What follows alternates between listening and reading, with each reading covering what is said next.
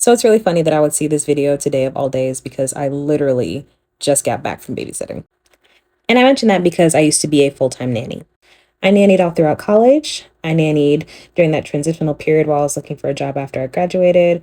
And I've been nannying on and off for the past year while I've been looking for a full-time job since I've relocated to Austin. I've always loved kids. I've been working with kids in some capacity since I was 14 years old, and I'm 28 now. Nannying is not an easy job. I think a lot of people have this misconception that it's nothing but, eating fruit snacks, watching Disney movies, and playing at the park. It is quite literally not a walk in the park. Nannying has got to be one of the most emotionally, physically, and mentally draining jobs that I've ever had. There's always someone pulling on your leg, talking your ear off, crying, whining, complaining, you name it.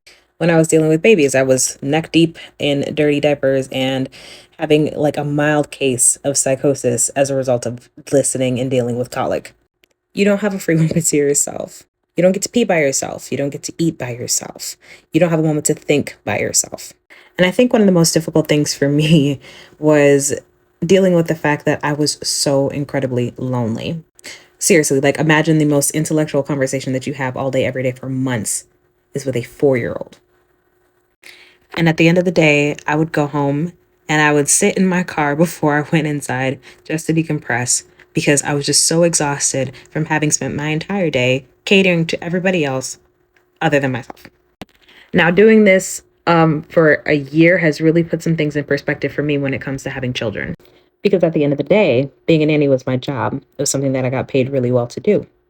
I had to really ask myself whether or not I was okay with being paid in macaroni necklaces, snuggles, and unconditional love.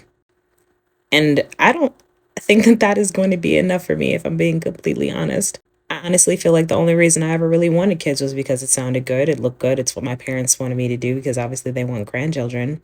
But those aren't reasons to have kids.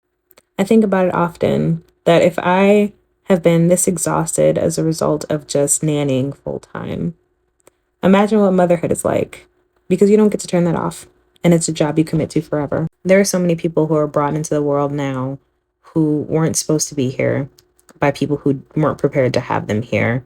And I just think it's so incredibly irresponsible to take on that journey if it's not something you genuinely want to do.